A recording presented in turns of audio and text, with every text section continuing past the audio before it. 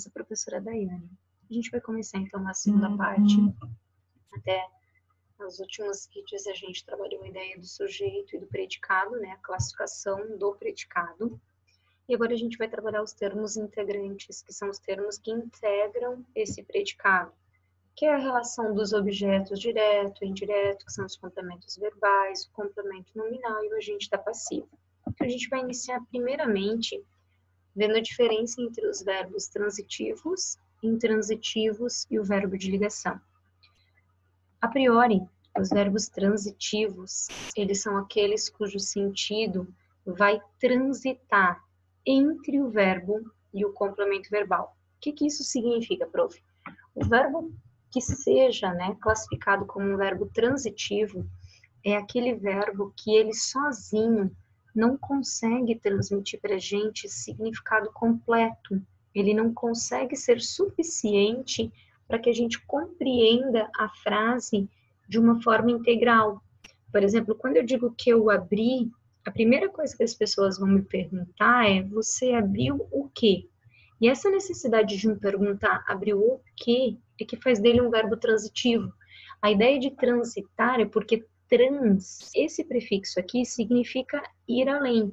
Então, eu vou além deste verbo aqui, até, por exemplo, o meu complemento verbal, para conseguir entender toda essa relação de significado, toda essa relação de sentido.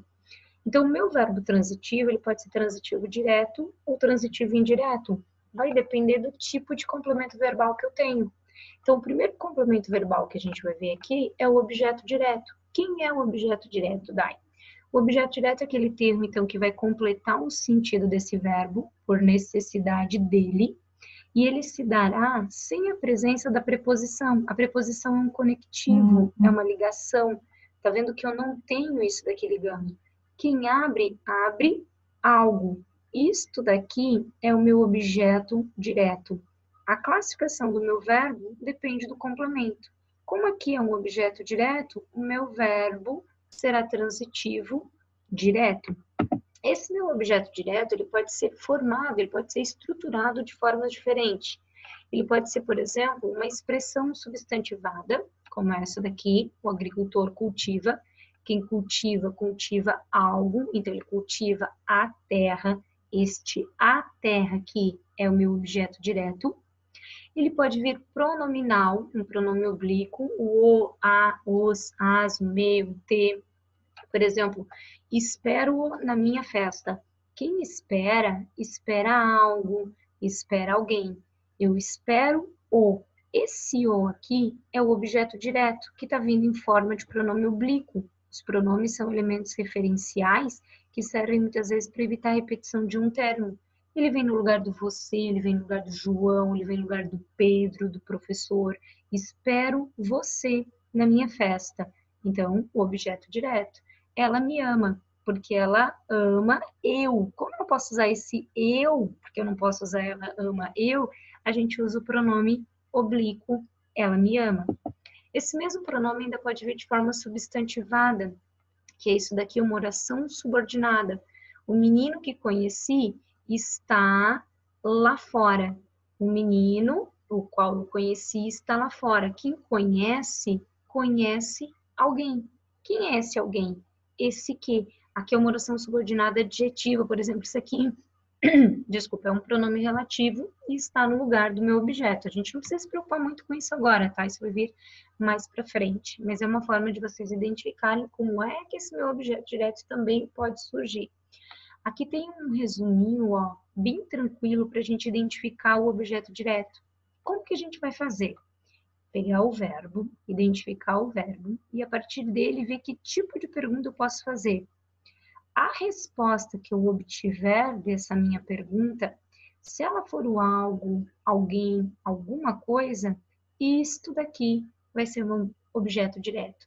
Por exemplo, eu encontrei o livro, eu encontrei o quê?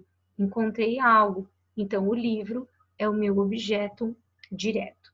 Então, achei o verbo e achei esse complemento verbal, que é o teu algo, alguém, alguma coisa, esse termo vai ser o objeto direto. E aí, como consequência, esse verbo será transitivo direto, tá? O meu verbo, então, ainda pode ter um objeto direto preposicionado. Que objeto direto preposicionado é este? É quando a gente vai usar uma preposição que não seria própria do objeto direto, mas a gente coloca para dar ênfase, para evitar ambiguidade, para dar destaque. Por exemplo, isso daqui, ó, quem ofende, ofende alguém. Eu coloco para dar ênfase. Ofenderam a mim. Adoremos a Deus. Quem adora, adora alguém. Isso daqui é uma preposição que não é obrigatória. Tá vendo? Isso faz dele um objeto direto preposicionado. O diretor elogiou a todos. Quem elogia, elogia alguém. Este a está aqui para dar ênfase. Venceu ao inimigo nosso colega. Por que que evita ambiguidade? Porque se eu tiro esse a aqui e eu deixo vencer o inimigo, o nosso colega, eu não sei quem é que venceu quem. Aqui eu sei que a ordem da frase não está na ordem direta. Por quê? Porque o sujeito não pode vir antecedido por preposição. Então, quando eu tenho o nosso colega aqui sem a preposição, a ordem seria: o nosso colega venceu ao inimigo. E o meu objeto direto pleonástico, ele é resultado de um pleonasmo. E aí o que que isso significa? Repetição. Eu vou usar essa repetição como ênfase. As lágrimas, limpei-as com as próprias mãos. Esse as lágrimas aqui é o meu objeto direto antecipado. Limpei as. Esse daqui está falando da mesma coisa. E aí eu utilizo esse as aqui para dar ênfase.